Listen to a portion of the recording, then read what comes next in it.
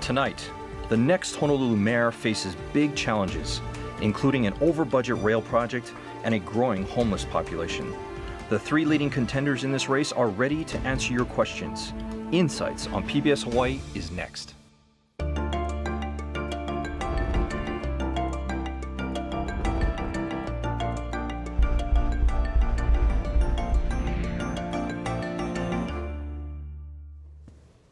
Aloha, I'm Daryl Huff from Hawaii News Now. Welcome to a special edition of Insights on PBS Hawaiʻi.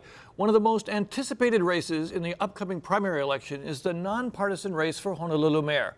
13 candidates want the top seat at City Hall, but only 2 will advance to the general election unless one candidate somehow wins by majority vote.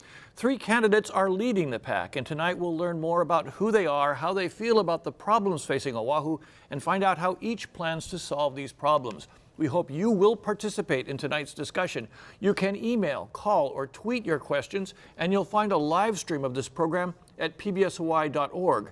We are also very fortunate to have volunteers from the League of Women Voters with us tonight on the phone bank. You can see them there. They'll be taking your calls. Prior to tonight's show, there was a random drawing that determined the seating order and the order we will use throughout the program when referring to or calling upon the candidates. And that order begins with Charles Djou. He has served in the State House of Representatives as a Republican, where he was appointed minority floor leader. He later was elected to serve as a member of the Honolulu City Council from 2003 to 2010. He also represented his state in Hawaii's 1st Congressional District from 2010 to 2011. By profession, Mr. Djou is an attorney specializing in business law. Peter Carlisle served as Honolulu's 13th mayor from 2010 to 2012. An attorney by trade, he was Honolulu's prosecuting attorney for 14 years.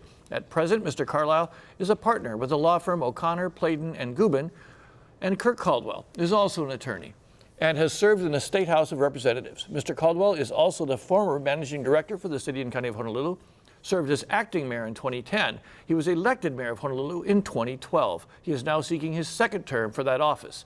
Tonight, we look forward to receiving your questions and comments for the candidates. First, we'll be asking them about experiences that have contributed to their perspective on leadership in public office. Then we will continue with discussions about the rail transit system and homelessness, followed by other issues that are raised by you, our viewers. Our volunteers from the League of Women Voters will be taking calls from you throughout the show, and we will do our best to accommodate all questions and comments as they come in. Now, gentlemen, all 3 of you are running for Honolulu mayor, and one of you will take office at a very tumultuous time with the rail transit and homelessness and all those things. And we want to know how you face these kind of leadership issues. You know, some of the biggest things that we learn in life come from mistakes and from regrets. And so that's in our first question to you, Mr. Djou. Tell me a story about when you made a mistake or took an action that you regretted, but then it taught you something of a lesson that you now use in your public life. Well, you know, of all the things that I've experienced, serving in the legislature, the city council, and the Congress, you know, for me, I think the biggest leadership experiences I've had is in the service of our country in the military. And, you know, one of the things I learned when I deployed over to Afghanistan is you can't just do everything technically as it was planned, because conditions change very, very frequently here. One of the lessons that I learned very frequently, when I was there in Afghanistan, my duty was taking care of enemy POWs. And I made a call on one particular decision as to release a particular individual before I'd really, I think, vetted it. Technically, it was proper. Technically, everything met the specs. But sometimes here you can't follow just how the regulation says things work out here. You have to see what's happening, what's on the field, and then make your decision based on not just the books, not just the regulations, but reality. And I think that's an important lesson for me, an important lesson I want to take to the mayor's office, especially with this rail project. Let me understand that question, though, that story. So you let out a prisoner you shouldn't have let out? No, my duty when I was assigned to the 3rd Brigade Combat Team, 10th Mountain Infantry Division, my specific duty was handle what's called detainee operations. I was the officer in the infantry brigade. I made the decision as to whether or not a particular individual who was picked up on the battlefield should or should not be detained, and whether or not they should or should not be classified in enemy POW. And you know, World War II was really easy. You know, the Army, whenever we picked up somebody and they were wearing a German uniform or a Japanese uniform, we locked them up, and if you weren't, we let them go. In Afghanistan and in Iraq, the battlefield was very fluid. Nobody wore uniforms who were fighting us. And oftentimes when the infantry would pick up a particular individual, it wasn't always clear cut. Was this particular individual just an Afghan farmer who was in the wrong place at the wrong time, or was this person really an insurgent who was going to place an IED and try to kill American soldiers. So the lesson you learned was that you don't have to, following the book isn't always the way you go. Well, you have to modify it based on what's going around you. What are the facts, what are the circumstances? And just because the regulation says X or Y or Z, because the plan says 1, 2, or 3, it's critically important to understand the context of what's going on here and understand here what the other troops are telling you on the ground and what they see. Okay, thank you. Mr. Carlisle, Sort you learned from. of a similar occurrence. I was prosecuting a case, and it was a motion to suppress, and the police officer had gotten on and testified, and he was coming back to me to say hi, and the public defender came in and started calling him a liar and stuff like that, and he was a relatively recent public defender, and I got aggravated about it and said, you know, you don't know what you're talking about, you can keep your mouth to yourself. And it wasn't necessary, because the police officer told me, you know, they all do that, that's part of the game, just back off, let them do it, but thank you for doing it in any event. And the police officer won the suppression motion, and ultimately I made peace with this particular public defender, and it worked out fine in the long run, but it was unnecessary for me to behave that way. And the lesson was what? Well, the lesson is that you've got to take a look and see what the circumstances are, why he was so aggravated. 2, is anything that I'm going to say stop him from being that kind of attorney? Actually not. So you're better off allowing it to occur and then ignoring it and then moving forward. And the police officer was fine with that. How does that fit into your public life now? I think it's very, very easy to get angry about stuff very quickly. And I would like to think that I follow always the words of my friend, the Dalai Lama, is choose to be optimistic, you'll feel better. And I like to have a positive attitude towards the world. And frankly, with the fortune that I've had with my employment, with my family, I have absolutely no reason whatsoever to be one of these sort of gloomy, miserable people who are always finding things wrong with things or always doing things that are wrong. I don't think that there's any need for that. But you very cleverly got to acknowledge your endorsement by the Dalai Lama, which is absolutely unequivocally. Frankly, if he was here, we'd be holding hands, running around, having fun. Mr. Caldwell, yourself, regret that was important as a life lesson to you. First, call me Kirk, and Daryl, it's good to see you. You too. See you this evening. I thought about it as the other two were answering, and a regret that I have is that I didn't seek public office earlier in my life. I spent most of my life in the private sector, and I loved practicing law. But I've always been interested in politics and been involved in a lot of different campaigns from when I went to college till I ran for mayor myself. But I do ask myself, why didn't I do it earlier? Because I really love the job. I love public service, and I actually love the job of being mayor more than anything else I've ever done in my life. I did serve in the House, and I thought that was the greatest public service job I ever had. But a lot of it was just, a lot of talk, voting on bills up or down. A lot of bills are introduced. Most should die. Probably half that passed, 300 passed. Probably half of those should die. But it was hard to show the result of all the work. But mayor is about doing things, and I love it. Whether it's filling a pothole or refurbishing a restroom or dealing with their homeless issue, or yes, even building rail. It's about making a difference in people's lives. And I think if I would have done it earlier, could I have done more? I live with the decisions I made, and I did enjoy practicing law too, but I think for me, public service earlier would be something I'd like to have done. Thank you. Okay, now we're going to. But I'd like to say I'm Peter Carlisle, and you can call me Mr. Carlisle. Okay, and I'm Mr. Huff. Daryl, you can call me Charles. Yeah, we have okay, this is very awkward. Okay, so let's now talk about the most expensive public works project in the history of the city and county of Honolulu, the rail transit system. And this first question goes to Mayor Caldwell. Would you consider raising property taxes for rail, or is that off limits? And let me just extend this question a little bit into the operating costs of rail also, not just the construction costs. So it's off limits, Daryl. First of all, there is a law in place passed by the city and county of Honolulu that prohibits the use of real property taxes, and I would not use real property taxes to build rail, nor would I raise real property tax to build rail. When rail is actually up and operating, just like the bus, that comes out of the general fund. And yes, real property taxes, along with other general fund money, would be used to operate the rail project, just like it's used to operate the bus system today.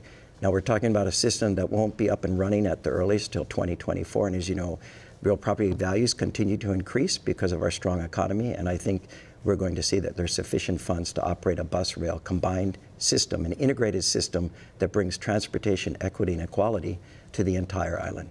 I have pretty Mayor much. Caldwell, Carlisle. I have You hate pretty when that happens. We'll discuss this. I have basically the same answer. I think that it's absolutely essential that we get the products and the money moving in the right direction. There is no excuse, considering the price of housing, to burden particularly young people who are having a hard time finding affordable housing and making it so that they're ultimately now not going to be able to do it because their property taxes have gone up. That's a burden that they don't need. So under the circumstances, I would say stick with what we've got. There's a lot of creative things that you can do. There's a puzzle of all sorts of different pieces, basically capable of moving it in the right direction. Look at that puzzle and figure out the one that's going to work the best. Mr. Djou? Well, Daryl, this, as you know, as the public knows, this project is a complete disaster. It's a complete and total mess. It is billions of dollars over budget. It is years behind schedule. We need to figure out a way to get it back on track here. Now, I am very proud of my record that I've never voted for a tax increase. I will not support an increase in real property taxes. But the challenge for us here is who do you believe of all the candidates here? Well, let me do that a little bit later. Yeah. Right now, let's just we're going to honor the questions for the viewers. So Yeah. you're saying no property tax used for this project. Now, can I ask one more question? I'll put this to you first. There is the prospect of a operating subsidy that may be necessary for any project. Yes. Yours or anybody's project. Yes. What about property taxes for that? Because now we do use property taxes to subsidize the bus, right? So, I will not increase property taxes for O&M here, but I do acknowledge here that use of property taxes is a legitimate use to operate an integrated system. But Daryl, this is extraordinarily important here. It is very critical here. You know, just last year, Kirk went to the legislature in order to try and get and fill the budget deficit. He had threatened that you need to raise property taxes 33 to 43% in order to fill a $1 billion deficit in construction. Today, we're looking at a minimum $1.5 billion, possibly as much as $3 billion deficit.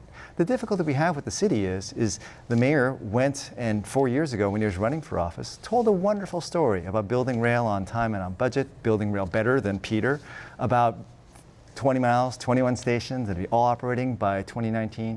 It was a wonderful story, but the problem is it's a fairy tale. And we've got to confront reality here that this rail system has gone completely amok, and we need new leadership to bring it back on track. Yeah, just on one thing that I corrected Charles the other night, and I think you heard me, let's look at the facts here and let's be level with the people who are watching your show. In response to a question asked to me by the legislature, if we didn't extend the GET, and I was up there to ask for an extension of the GET because the visitors pay 1/3 of it. But in response to the question, if we didn't give you the GET, how much would you have to raise real property taxes by? I answered the question that was asked to me. I will always answer the question asked to me. But I did not say I wanted to raise real property taxes. So Charles takes my statement out of context and then tells the public that I said I wanted to raise them, which is incorrect. I just want to clarify the record for that. I wish Charles would also stay with the facts and not create a fairy tale. Thank you. are you messing with the facts on this? Absolutely not here. Look, Daryl, look at the reality here of what's going on. The mayor doesn't have a plan. It's a mess here. We're multi-billion dollars over budget. The mayor says he's going to get more money from the feds, but we have yet to see a single dollar committed from the feds, and even Hawaii's congressional delegation, not one of them committed. Okay, no money from the state. So Daryl, you heard he didn't answer the question. No, hang on. The only money available is from the city. And so how are you going to fix this budget deficit? How are you going to plug this massive multi-billion dollar deficit to fund rail? Now, the mayor says he's not going to raise property taxes. That's fine. I mean, if people can take his word for it. But people also should remember this is the same individual who said he would build rail better, build rail on time and on budget, who committed 4 years ago on this program and said that the budget was so large, we had a contingency, there would be no way this thing would go over budget. Okay, thank you. Go ahead. Charles has basically made a living out of saying how bad rail is. I mean, that's what he's doing, and that's how he's going to continue to do it, okay? He hates the rail. He doesn't want to fund it. He wishes it wasn't there in the first place. He and Ann would have this wonderful thing that they would stop and drop into Middle Street, and then it would back up traffic more and more, or we could actually have buses up there that could then come down to grade. Okay, all of this is nonsense. I mean, clearly and unequivocally, This was engineered by people who knew what they were doing. They went through the process, they got the EIS, and from start to finish, it has been basically my game plan to get it from Kapolei down to Ala Moana. And Daryl, That's what they were promised, and that's what they deserve. And Daryl, 100% I agree with what Peter has said. And you know, he started the project, and I'm continuing to fight for it. And he's absolutely. I'm going to have to correct you. Mufi started the project. He's okay. He started, but when it started to be constructed, it was you. And I agree 100% with what he said, that we got to complete the system we started with the technology and the elevated system. We hear Charles talking about now the most recent. He's had 3 different plans that he's thrown out there. He's open to all options, but he won't commit to any one of them. We both are committed to the same option, which is to build this system we're building all the way to Ala Moana, but he wants to put buses there now with no stops in between and ending up in Middle Street. We're going to spend $6.8 billion to move buses and a few people very slowly. The FTA wouldn't stand for it. And this is something that he needs to explain more, is how he's going to pay for it and how he's going to fight to keep the $1.55 billion from being taken away. I'll give him a chance to do that in a second, though. I have a question from a viewer, and I do want to keep us to questions from viewers as much as I can.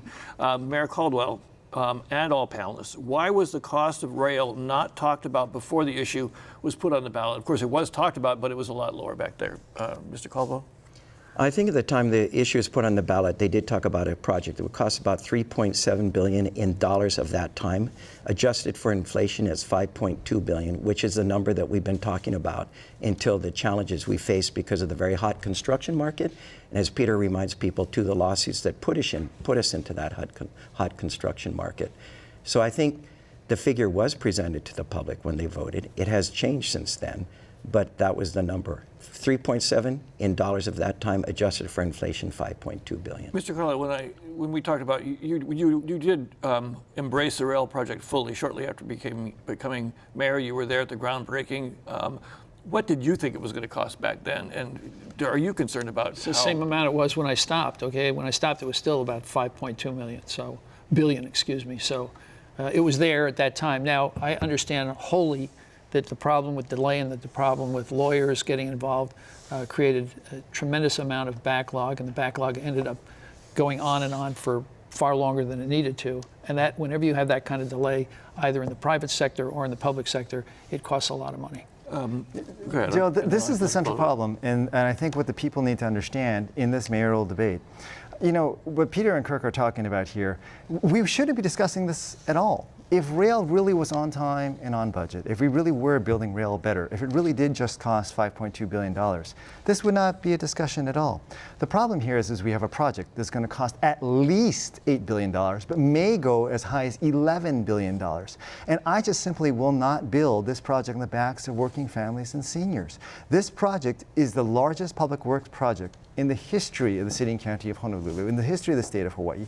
It is so far, of course, in terms of cost overruns, we're approaching the largest per capita cost overrun project in the history of the United States of America. And saying, let's just stay the course and do the same, not change, is the only really truly lousy idea out there. Okay, so a couple questions specifically for you, Mr. Djou. I'll go through them all quickly. You could probably choose which one you want to answer anyway. So you have said rail will bankrupt our city. If you become mayor, are you saying rail will be stopped? What do you mean by saying we will build what we can afford?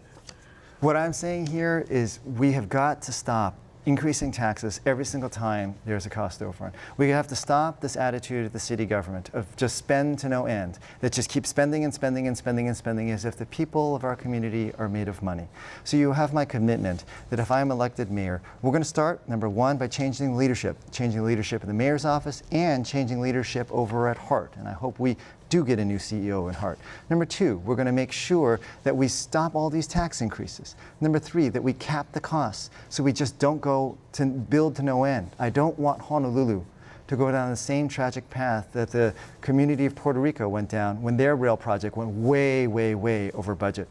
And number four, yes, I do think it is prudent that any new leader has got to look at all of our alternatives here. The only truly dumb idea is to recognize this project is way over budget, way behind schedule, grossly mismanaged, and say, stay the course, just do more of the same. That doesn't make any sense. Okay, so Mr. Caldwell, a specific question to you. To our current mayor, do you think you should publicly apologize to taxpayers of the cost overrun on the rail and maybe take a pay cut? Agree or disagree? I think that what we need to do is make sure we have a hard board that is asking the hard questions, and I've done that. I've appointed now Colleen Hanabusu as the chair, Colbert Matsumoto, two people who are very, very well respected in our community. As you know, Colleen is someone who will ask every hard question that needs to be asked, and Colbert is someone who has proven himself over and over, whether as the master during the broken trust period or rescuing the Japanese Cultural Center from bankruptcy with many others, and now doing an incredible job managing a major corporation. And with Mike Formby, they are starting to turn the corner about demanding answers to increasing costs and making sure that change orders are controlled. I think that is my job as mayor, and that's what I'm doing. As you know, Charles supported a charter amendment that the people voted on that took the executive out of building rail. They didn't want politics involved. They said Hart would do that. The executive director would report to the Hart board, and that has been going on ever since. And I think it's the right decision, by the way. Politics should not be involved in building rail. Charles, in some ways, wants to interject politics into it. I don't think that's the right thing to do. Let me ask Mr. Carlisle, do you think apologies are in order? I don't think apologies are going to accomplish anything. So do I think that that's something that we should insist on? No, absolutely not. What do I think we ought to think about is actually doing the most important thing, which is figuring out how to get enough money to be able to run the city. I mean, we go through these exercises about rail, we go through it about homelessness, but frankly, you need to have all the world, basically, all the wheels turning and all the fluids flowing. And if you're not doing that, you're not doing your job. More importantly, I do agree that there's no excuse for somebody who walks into that office not to take some form of pay cut. And if you're actually profiting from being in that office, that's not public service, that's self-service. One really last question on rail for Only one more? Mr. Djou. Yeah. Well, because I think that our viewers are saying they want us to move on. Okay. So, one of our callers said, "Oh, you're just an obstructionist, Mr. Djou, that you don't have a positive plan," and you have had a number of plans recently. If you only have $6.8 billion and you use it to build the rail to Middle Street, what do you have left to do anything else? Aren't you just left with nothing ultimately? Daryl, let me begin by pointing out here that yes, Kirk and Peter were very closely associated with the pro-rail faction, and no issue has divided our community as bitterly as this rail issue. And I know I've been very closely associated with the anti-rail faction when I was a member of the Honolulu City Council. But I think I'm the only candidate here who is saying to both sides, you've got to come together. I'm saying to my friends in the anti-rail faction, we've got to acknowledge too much of this has already been built. We cannot stop construction and just tear it all down. Indeed, tearing it all down will likely cost just as much as finishing out the contracts we currently have. But I'm also saying to the pro-rail folks, you cannot take this attitude of spend until we go bankrupt. You cannot take this attitude that the people are made of money. We have to be reasonable. So let's come together here. Let's acknowledge that the structures that have already been built, the construction that is there, is going to stay there. We're going to have to finish out these contracts here, but also to the pro-rail folks here. Let's find a way, let's find a means here of getting a mass transit solution here, but within what our community can afford. And in terms of the money here, currently, Hart says that getting it to Middle Street will cost $6.2 billion. Taking it out, you can do another couple stops in the Kalihi for $6.8 billion. I think the difference in the money should be used to explore these other alternatives. And yes, one of those alternatives is putting it at grade on the ground to save money. It doesn't make sense to just say, keep doing more of the same mismanagement, incompetence, and overruns. Thank you. Now, can I correct something that Charles has mentioned a couple of times about bankrupting our city? There's two sources of funds that are used for building rail. The federal money, $1.55 billion, and the excise tax, which the tourists pay 1/3. Nothing comes out of the general fund. Our system is protected. We pay with cash as we construct this system. He tries to scare people by saying this is going to bankrupt the city, and Peter knows this also. There are two sources. None of the real property tax is used. None of the other general fund money is used. And I wish you would quit scaring people into that there's going to be a bankruptcy filed by the city and county of Honolulu. Daryl, the mayor's wrong on this. He's flat out wrong on this here. He would be right when he first campaigned and told his fairy tale 4 years ago. Wait, stop for a second. Okay, so what he said was there's no money coming from the general fund. He said there's no money coming from the money that funds other city programs. It's all coming from this rail tax. It's a pay-as-you-go. Is that incorrect? That is incorrect. This is no longer a pay-as-you-go system. Last month in the Budget Committee, the HART Board came before the Budget Committee and said, we need to start floating bonds backed by the full faith and credit of the City and County of Honolulu. If these bonds default, if we run out of money, that default is backed by the full faith and credit of the City and County of Honolulu. Kirk was right 4 years ago when he started telling the fairy tale that rail is magical, but not today, not with these massive cost overruns. Okay. Use this thing. Just say time. Okay? You get the last word on this. I have You don't want nothing it? to say. Good. I knew that would work. Heard enough. Okay. Okay, homelessness. This is very important. A lot of people are very concerned about this, and we need to move on. That was quite stimulating. So, Mr. Carlisle, this question to you and to Mr. Djou. What do you plan to do about homelessness on Oahu? Put together a structure that will allow an umbrella organization to take advantage of all of those things that we already have. And it's basically personalized intervention and consequences.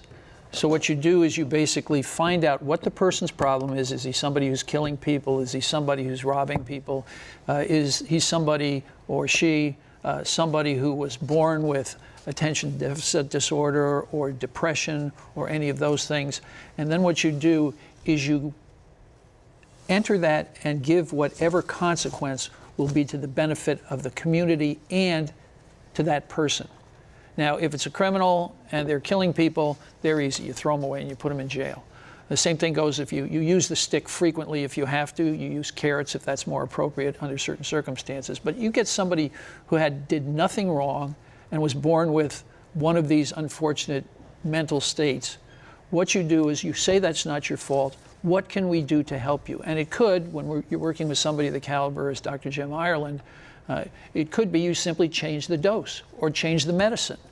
And if you do those things, then you're going to now have something that's looking at the resources we have, but approaching it with basically a system of management. And that's what needs to be done.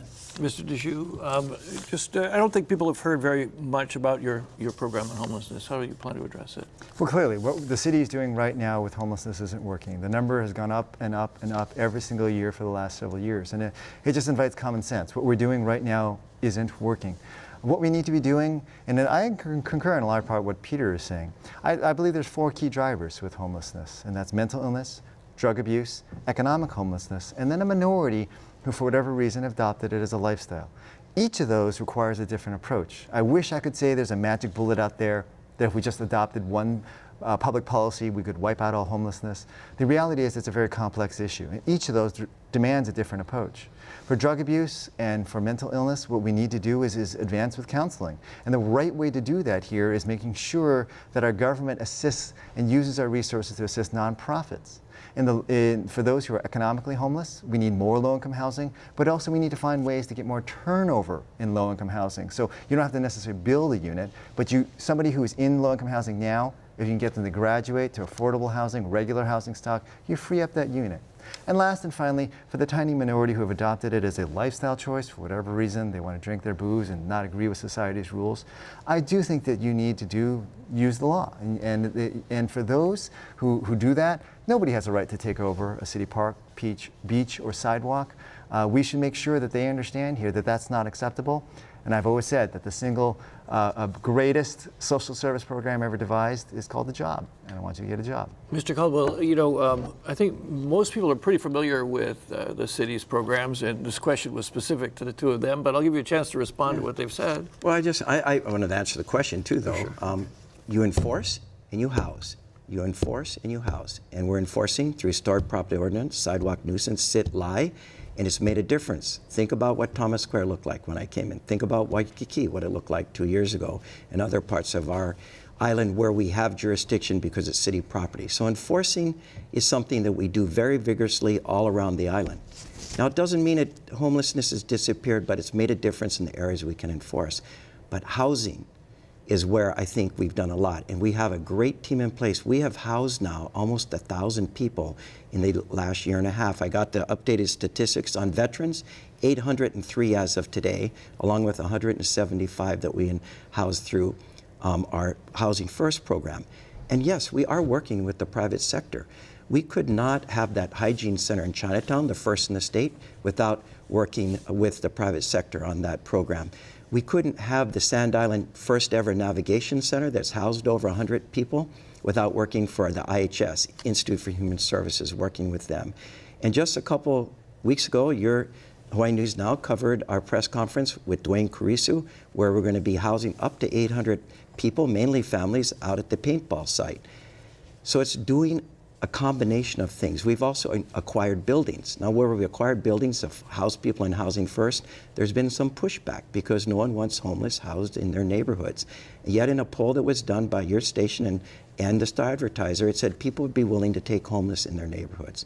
We're doing that too, out on the west side in 2 properties. We're doing it in town. We're going to be announcing an acquisition of more properties shortly. And it's a combination of things. Homelessness didn't occur overnight.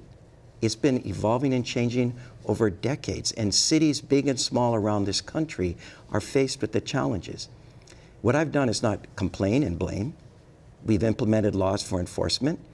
Sometimes that's not very popular, but we've also housed a lot of people, and we're going to be housing a lot more in the coming year, and I want to come back to continue to do that. Let me just give, your guys' programs don't sound that different from each other, to be honest. Mr. Carlisle, is there anything that what the mayor said or what Mr. Djou said that you disagree with? It's getting worse. It's not getting better. So to sit here and say that we're doing this, and it's still getting worse by 1% this year. The veterans are coming back. They're still going off to war. They're still having the problems.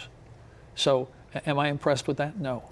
Okay, moving on to another important issue, and this is kind of segues nicely out of homelessness. It's about affordable housing. Now take a look at this question from a viewer. I would like to know where you stand on city housing. As mayor, what will you do to make housing more affordable for renters? Mr. Caldwell, I think you're the first one on this list. Well, I think one thing is something we've done very recently. That's accessory dwelling units. It's allowing someone to build a second unit on their property for rental. And it has to be small, 400 to 800 square feet, which means not a lot of money. And there's about 120,000 lots on this island that could accommodate accessory dwelling units. Now, we passed a law about a year ago, and we thought it would go gangbusters, and very few ADUs were actually built. When you went back and asked people, why aren't you doing it, they told us because the fees to actually build one of these, because we're talking somewhere between $60,000 and $80,000 to build it, and they said by the time you get your sewer hookup fee and your grading permit and your other permit fees, it can cost $10,000 to $11,000. And so if you're paying $10,000 to $11,000 for a unit that's going to cost $60,000 to $80,000, it doesn't make financial sense. So the administration introduced a second bill. Working with the council, they made it even better. I signed it into law a couple of weeks ago to forgive those types of fees, to really incentivize this type of product. Now, it's all rental, not government. You know, Charles doesn't like government involved. This is the private sector being incentivized and allowed to build to a market where there's huge demand and very little product being built. But the other thing you're doing is through, again, rail around each station, of which there's going to be 21. Peter and I want to build all 21 stations to Ala Moana. We're going to allow development in the affordable rental and affordable market and give density bonuses and height increases and forgive hookup fees and those kind of things, really incentivize the private sector. The last part is the regulatory side that we've been working hard on. We're getting close to introduce it. We don't want to just mandate you shall build to this level, but how do we work with the private sector to incentivize to build to a market where the margin is so thin, if they don't get it right, they could file bankruptcy. And again, we're looking at how do we incentivize by forgiving fees, by giving height increases, density bonuses, waiving parking, and those kind of things.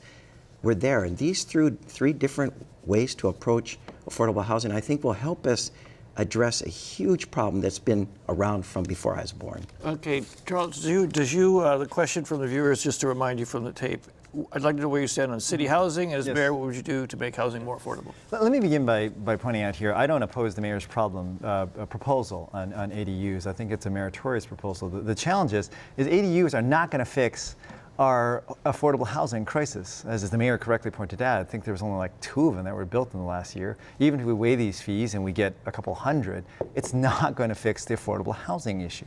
Let me, if you allow me, just do a little bit of quick math for everybody here. We have 950,000 people on this island. Approximately 10,000 people are added every single year. According to HUD guidelines, that means we need to add 3,000 to 3,500 housing units every single year. And if we don't, market rates and affordability rates start separating, and that's why we get this huge crisis in affordability.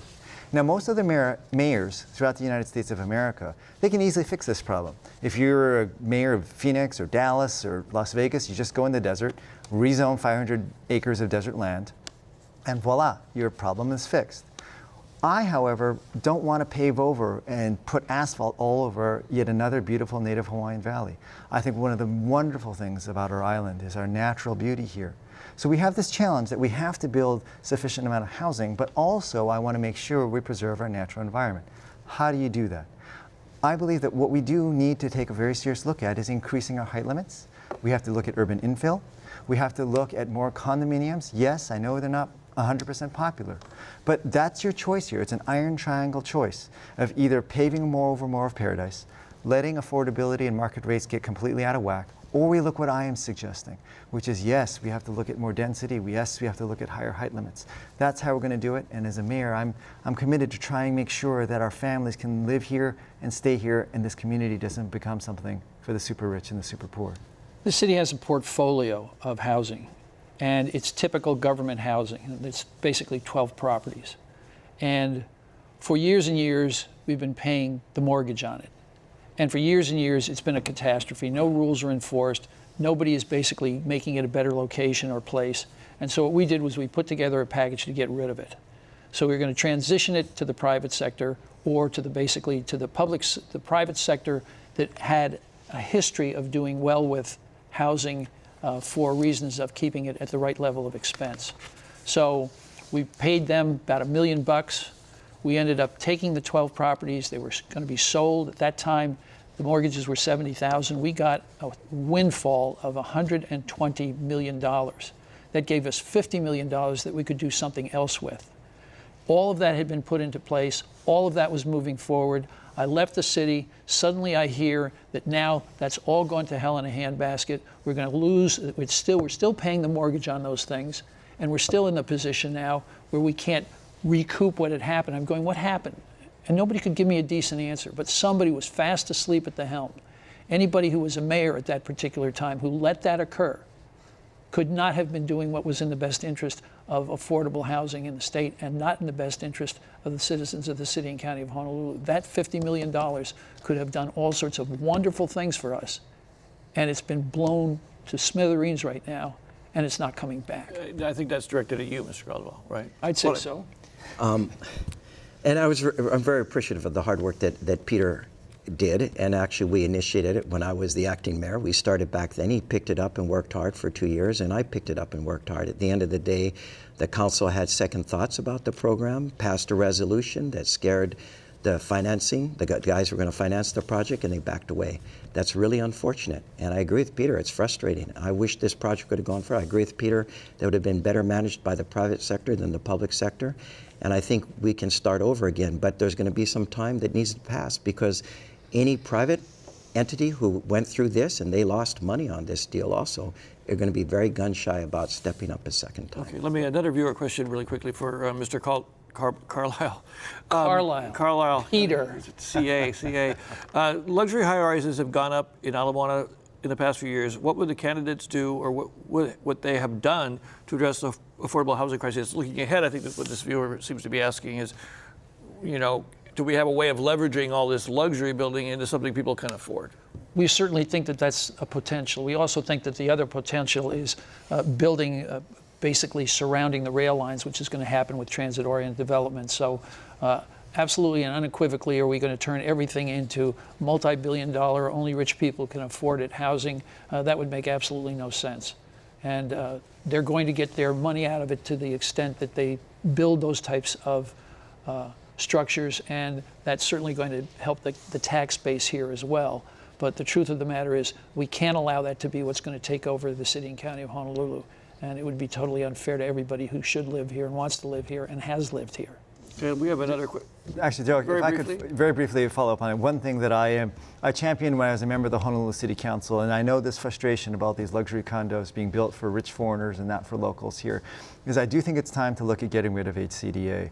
The Kaka'ako Development Authority, it's a state agency. It's a state agency. The reason it was created is because way back when, then Mayor Frank Fossey and then Governor George Ariyoshi couldn't get along. They fought with each other. Ariyoshi got this particular measure passed to carve it away from then Mayor Fossey.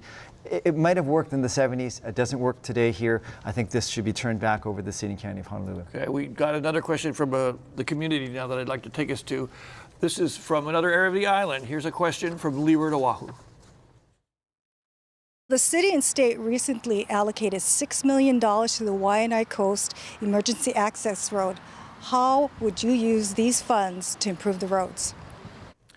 Mr. Djou, the Waianae Coast has got a terrible time with roads over there. What are your thoughts about that problem? We got to build an access road over there. The $6.8 million I think is it's a good start here. We have talked for years and years and years. I recall being a member of the Hawaii State Legislature when I first got elected way back in 2000 about trying to get an emergency access road built.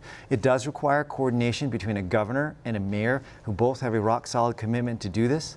I'm glad this funding is going through here. I look forward, if I'm elected mayor, to work with the governor to try and get this done. We've been talking about this for not years, but decades. It's taking too gosh darn long.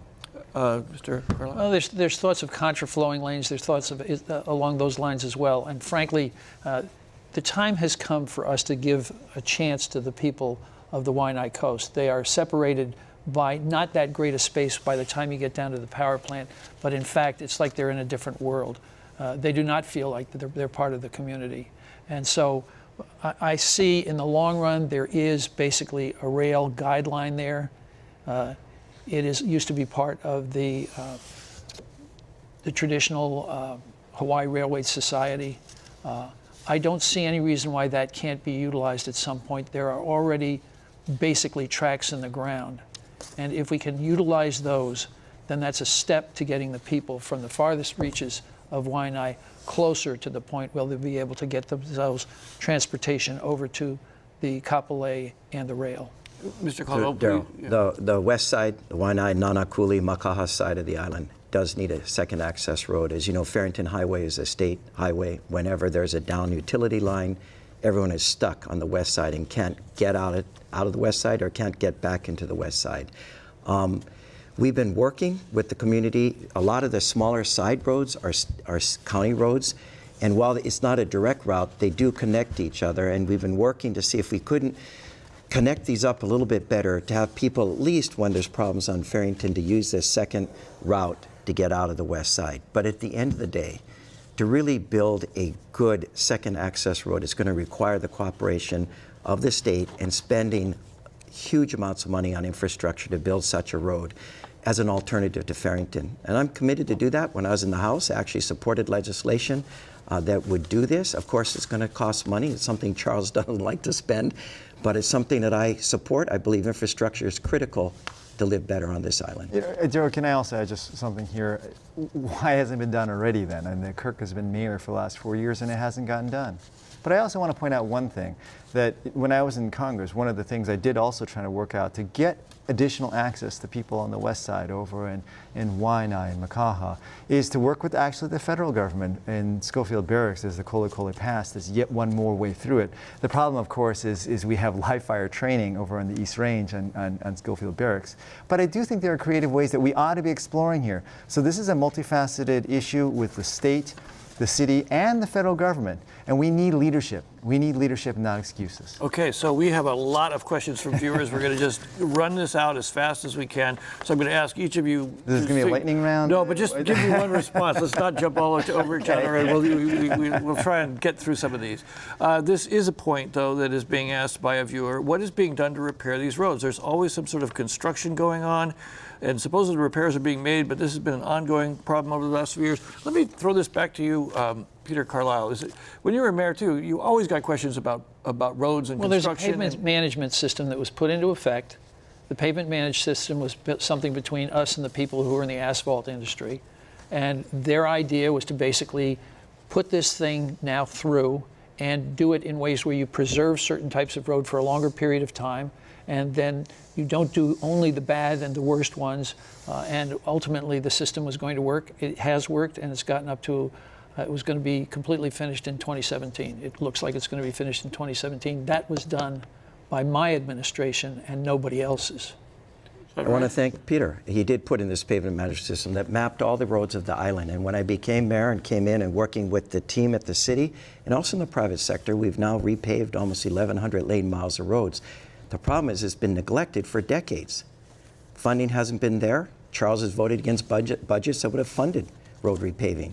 And we've done this. Now, there's still a lot of potholes in roads that haven't been repaved, and we filled those potholes, but the integrity of the road, Daryl, has been destroyed, and therefore when you fill a pothole, it pops out. Once the road is repaved, you should get at least 8 years minimum, maybe 10 years. And Peter was talking a little about slurry seal and seal coat, which we're also doing to extend the life. So once we repave about 1,500 lane miles of roads, and we're at 1,100 now, I want to come back so I can complete the task and then maintain them better. Okay, and we're on our way. Charles, were you responsible for underfunding roads? And looking ahead, what's your magic bullet for this issue? Yes, let me respond to a few points here. Now, first and foremost here, Daryl, I want to invite all of your viewers here this evening. Just ask yourselves here, forget about studies, forget about all numbers, statistics, just yourself, your own road that you drive on here. Do you generally feel that things have gotten better or worse in terms of maintaining potholes or not? I think perhaps for some people somewhere it is, but most people I talk to are not satisfied with the work that the city is doing. Now here this evening, Kirk repeatedly compliments Peter for a lot of initiatives that he started, a lot of the good work, insights, and management that he has done. But then the problem here is it's not getting done here. I think that's a central question. Well, now, but let me just make sure I'm trying to follow through on what the viewers want to know. So how would you do it better in the future? I think number one we've got to start with here is we've got to do a better job paving the roads. There was a great two-part study done by the Star Advertiser earlier this year that said under the Caldwell administration, the quality of the paving and the patchworking has been subpar. Different since, yes, Peter left office here. And that has been a big factor of why we're constantly seeing repeat of these potholes. They started, they get patched, and then they are right back in the state of disrepair. We need a mayor who's going to focus on these basics here rather than grandiose projects, spending billions of dollars. I have to say, there's a difference between filling a pothole and paving the road. I'd like Charles to find a road repaved in the last 3.5 years I've been here that has a pothole in it. Okay, now this next question is for you, Yes, Mr. Caldwell. Two questions actually about the bike lane. Yes. The South King Street Green Lane, is it permanent or is there still a chance it will go away? What's the overall opinion? Two, what are plans for bicycle lanes other than the ones we now have? Are you considering any other bicycle lanes? And if you could keep it as short as you can. King Street is a pilot project that we continue to tweak and improve, and I think it's gotten better. We know that people, when it opened up, 300 or so people use it in a 12-hour period. About 700 are using it now. We know that there's fewer accidents between bicyclists and cars because there's a protected bike lane that's separated from cars. But complaints continue to come in, and it's something we're looking at. Whether it stays or not, we're going to continue to monitor and ask the proper questions and see what improvements can be made. But do I believe that there should be a multimodal transportation system in the city and county of Honolulu? Absolutely. In fact, the state and the city have both passed complete street laws. That means bike, bus, rail, and pedestrian, interconnected to each other so we live better in the urban core. And I think part of that is providing a safe place for people to ride their bikes that is separated from cars, just like any other 21st century city that thrives. Thank you. 15 seconds each on this on bikeways. Okay, get rid of this stuff on King Street. The sooner the better, okay? And then ultimately end up thinking about what the future is going to be underneath the rail, because it's a golden opportunity to have alternative transportation, such as bicycles. King Street was poorly planned, poorly implemented. I'd like to find a way to get rid of it, but before I commit to that, I want to make sure I understand how much the cost factors are. Like the idea of bike lanes, I agree here that perhaps we can use certain right-of-ways here, but King Street was a disaster. Okay, great. Good job, guys. And I don't even have a clock to Disaster. enforce that. Okay, so for all candidates, why is there so much overtime in police, fire, and EMS? And what will you do to eliminate it? And two, why don't we, state of Hawaii, eliminate retroactive pension high 3 and replace it with a contributory matching system? Charles Djou, why don't you take that one? Well, we have staffing problems and management problems. There's no two ways about it here. And I think our city has been handcuffed. I compliment a lot of cities around our country here. Have I looked at more creative ways of defining, rather than, not for police, not for public safety, but I think for the government as a whole, so we can manage our public safety fisc better, is to look instead of a defined benefit system, a defined contribution system. These are things that I do think that a new mayor has to have the courage to stand up and take a look at here. In terms of what was going on here in the city, in terms of the management of our public safety, has just been a disaster. There have been multiple studies, multiple stories about how our ambulance system is not being fully managed, that shifts are going down completely. This is not right here. The first priority of a mayor has got to be public safety, and it's not being taken care of right now. Peter? Peter Caldwell, see? It's okay. Daryl, it's okay. Kirk Caldwell, thank you. You know, we hear more hysterics from Charles. You know, I want to do a shout out to our first responders. You talk about fire, police, EMT, paramedics. They're doing an incredible job every day. We rank as one of the safest big cities in the country. You see what our water safety guys and our first responders do every single day. And I'm grateful, and of course, those EMTs and paramedics that Charles is somehow putting down. What we've done as when I've been mayor is we've negotiated 12-hour shifts from 8-hour shifts. And we've actually found this staffing problem that Charles has talked about has improved. It's not perfect. We don't have there's no perfect system, but we're working towards a better system. And part of it is that people are stretched so thin, and there's such a demand that if you don't have a way to address it, yes, you can people who don't show up at work. In the case of EMS, it's gotten much better. Sometimes people call in, they're sick, and it's hard to staff the station.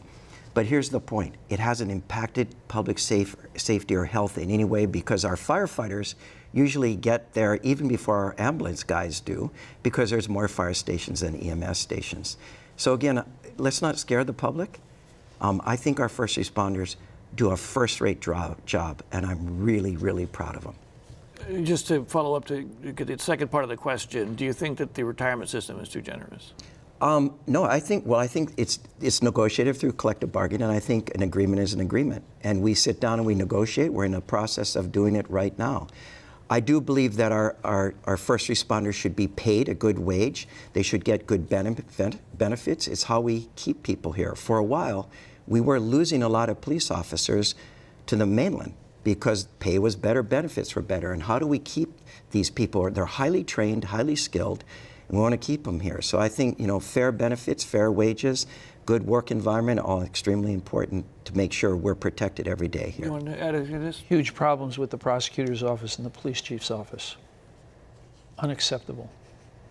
Okay, that was apropos of nothing. Do you think is that also causing overtime and mismanagement? Well, it's causing a lot of concerns about the integrity of the rest of the police department, unfairly so. And so as a result, you've got a prosecutor who's got some person who's working for him who has caused nothing but problems, shouldn't have been put there in the first place. Same thing is true now with basically what's going on with the indictments here, the indictments there, and all the rest of that stuff, and people playing race cards over that. That's despicable. Okay. I do need to move on to some other viewer questions because we've only got about 3 minutes left. To Djou, Mr. Djou, as a Republican, why is Ben Cayetano in the commercial with you? Very simple, because I think this isn't about Republicans and Democrats. There are so many problems facing our community and our city.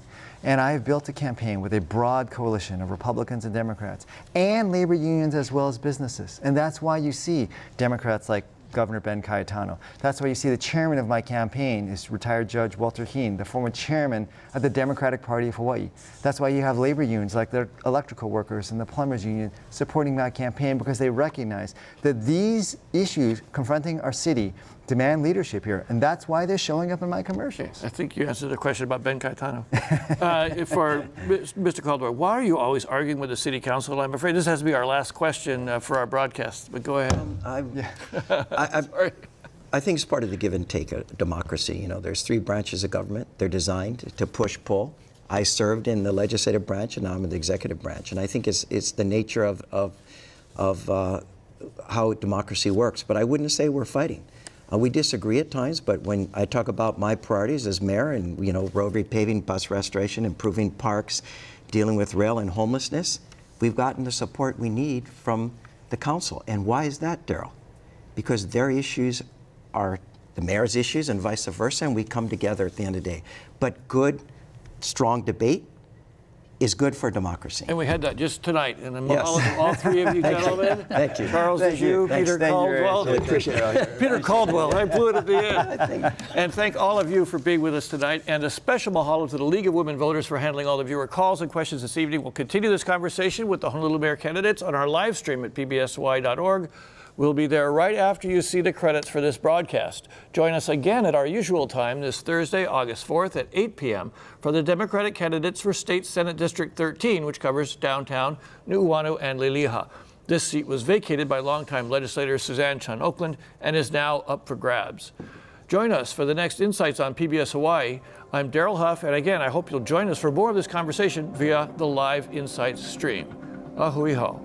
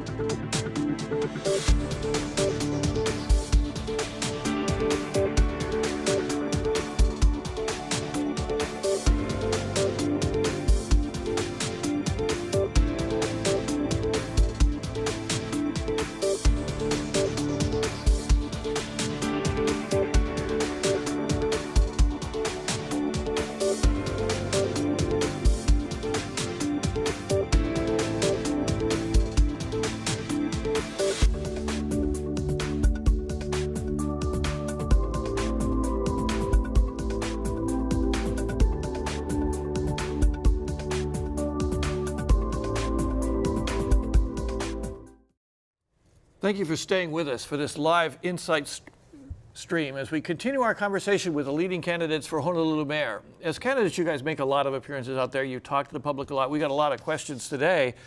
Some were very interesting and random. What thing do you hear from people that we're not talking about enough?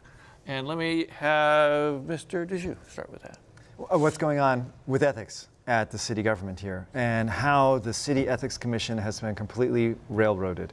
That when the Caldwell administration came in, when Chuck Tato, the executive director of the Ethics Commission, started asking the wrong questions about the mayor's political fundraising, then felt political pressure and has since resigned. And I find that very disturbing. You know, I worked with Chuck Tato when I was a member of the Honolulu City Council. I didn't always agree with him, but I thought he was a good, hardworking, dedicated public servant.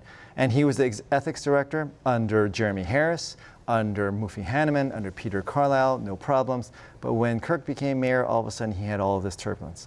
I think that's wrong, and it's something that we need to correct, because integrity of our government is enormously important. What would you do, though, about forward-looking, changing the system? I mean, well, first and foremost, I would call for the reinstatement of Chuck Tato. I think he was a very good ethics director. I think he should be reinstated. And I think the direction that the Ethics Commission is going today, to becoming almost a quasi-judicial body rather than an advisory body, I think is wrong. Ethics is very, very important. You know, when I first got elected to the City Council, we had problems that several members of the City Council went to prison for ethical lapses, and that's why I pushed allowing the Ethics Commission to issue fines on those who violate the ethics code. And interestingly enough, two of the members who fought me on that were eventually fined themselves on this. Go ahead. You started talking about absolutely ethics. Unequivocally, there has been a complete evisceration of ethics in the city and county of Honolulu. It's been booted out the door. There is no ethics commission right now that's having any effect on anything. These people came in out of the blue. They started making mistake after mistake after mistake. You had this absolute magnificent history by Chuck Todd of doing everything absolutely well. He got involved with luau problems. He told him he couldn't have them anymore, and suddenly all gone. The ethics is finished. So is that what we really want to have happen in our future? Absolutely not. You need to get somebody like Todd, somebody with integrity, to be able to move forward and put somebody in there who can do the kind of stuff that they were doing before. And that's critical. The fact that we could actually be without ethics in the city and county of Honolulu is an absolute disgrace. Okay, Mr. Caldwell, I saved this up for you. Go ahead. Let's look at the facts. I appointed 3 members of the Ethics Commission. The majority of the members were appointed by Peter. So any decision that's been made, that's going to be made, has been made by a combination, 3 by me and the majority by his appointees. There is a commission that is strong and independent. Yes, I've appointed 3 members and I've sent down the name of a 4th one. Retired judges who retired very honorably, strong and independent, and to somehow imply that they're being told what to do is an insult to them, I believe. I believe that the Ethics Commission is independent. The Ethics Executive Director reports to the Commission, just like every other director of a commission reports to the Commission. And Charles likes to blend the two and create issues that are not correct. And he needs to level with the public when he says these things, because we have a strong, independent Ethics Commission. Now, Chuck, from what I understand from the stories covered by Hawaii News Now, he tendered his resignation, and every single member of the commission accepted his resignation, including Peter's members, who are the majority. Now, I don't know why he did that, but just today, Laura Wong, who was his deputy, returned back to work. She's the interim executive director, and I think that's fantastic that she's come back. And I think we're going to continue to see decisions being made that need to be made. You know, Peter's argument that somehow this luau thing, there was an investigation and no wrongdoing was found by the executive director or the commission. Plain and simple. That is the fact. Pure, unequivocal rot, and he should be ashamed of what he's done, and he's not. Well, let me ask Charles Djou. I mean, is it really, though, fair to say that Mayor Caldwell gagged the ethics director? Yes. When in fact, what happened from his administration was the Corp Council was asking some questions. The Corp Council suggested that these 90-day contracts that were basically paying for the investigator should end. Well, but I mean, in terms of directly... Let's go back here. Chuck Todd, who's been the executive director of the City Ethics Commission for not years, but for almost 2 decades here, he interacted, he crossed swords with, he butted heads with numerous very, very strong-willed individuals. I mean, from Mayor Harris to Mayor Hanneman to Mayor Carlisle here. And he butted heads with city council members like myself. But I always thought he was fair and he was hardworking. But only when Kirk Caldwell became mayor, all of a sudden he hit turbulence because he asked the wrong questions about the mayor's fundraising.